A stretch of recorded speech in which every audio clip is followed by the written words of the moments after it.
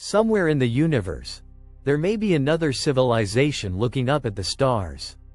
Perhaps they're asking the same question we are. Are we alone? The universe contains an almost unimaginable number of stars. And many of those stars have planets. Some may have oceans, some may have atmospheres, and perhaps, some may have life. But after decades of searching, we still haven't found definitive evidence of extraterrestrial life. And yet, we keep receiving strange signals. We keep discovering mysterious worlds. And with every new telescope, the universe becomes stranger. So what exactly are we looking for? And if intelligent life is out there, why haven't we heard from it? Let's begin with the biggest problem: distance. Our galaxy alone contains hundreds of billions of stars. And the Milky Way is just one galaxy among hundreds of billions, perhaps more, in the observable universe. That means the number of planets could be almost incomprehensibly large. But space is not just big, it's incredibly empty. The nearest star system to our Sun is more than 4 light-years away. That means even traveling at the speed of light, a signal would take more than 4 years to get there. And that's just our nearest stellar neighbor. The universe operates on a scale that makes human civilization look microscopic. Yet, we've already discovered thousands of planets orbiting other stars. And that has changed the question. We're no longer asking, are there planets beyond our solar system? We now know there are. The question is, could any of them be alive? Scientists searching for life often begin with one basic requirement: liquid water. Water is essential to every form of life we know on Earth. So astronomers look for planets orbiting at the right distance from their stars. Not too hot, not too cold, a region sometimes called the habitable zone, the Goldilocks zone. But here's where things get interesting. Being in the habitable zone does not guarantee life. A planet needs much more: the right atmosphere, the right chemistry, a stable environment, and perhaps something else. Something we still don't fully understand. The transition from chemistry to biology. Because somewhere along Earth's history, non-living molecules became living systems.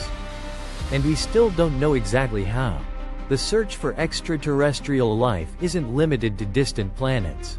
Scientists are also searching much closer to home. Mars, Jupiter's moon Europa, Saturn's moon Enceladus, and even Titan. These worlds are radically different from Earth. But some may contain environments where life could potentially exist. Mars once had rivers and lakes. Europa appears to have a vast ocean beneath its icy surface. Enceladus shoots enormous plumes of water and material into space. And Titan has lakes and rivers. Not of water, but of liquid methane and ethane. The solar system is far stranger than scientists once imagined. And if life exists somewhere nearby, it might not look anything like us. It could be microscopic. It could live beneath kilometers of ice. Or it could exist in an environment that we haven't even considered. But what about intelligent life? For decades, scientists have listened to the universe. Using enormous radio telescopes, they search for something unusual. A signal that doesn't look natural. A pattern. A message. Something that might indicate technology. The search has produced many fascinating discoveries. But one of the most famous occurred in 1977. A radio telescope detected a powerful signal that lasted just over a minute. The scientist who discovered it was so surprised, he wrote the word "wow" on the data printout. The event became known as the WOW signal. It has never been conclusively explained. But there's a catch. The signal was never detected again. And without repetition, scientists cannot determine whether it was truly artificial, or simply an unusual natural phenomenon. It remains one of the most intriguing mysteries in the history of the search for extraterrestrial intelligence. Then there are fast radio bursts. Extremely powerful flashes of radio energy. Some last only milliseconds. Yet in that tiny fraction of a second, they can release enormous amounts of energy. For years, scientists didn't know what caused them. Some wondered, could they possibly be artificial? Today, we know that at least some fast radio bursts come from extreme cosmic objects called magnetars. These are neutron stars with extraordinarily powerful magnetic fields. But the story doesn't end there. Not every burst is easy to explain. And the universe continues to surprise us. The lesson is important. A strange signal is not automatically evidence of aliens. In science, the extraordinary requires extraordinary evidence. And this brings us to one of the greatest mysteries in modern science. The Fermi paradox. The idea is simple. The universe is incredibly old. There are billions of potentially habitable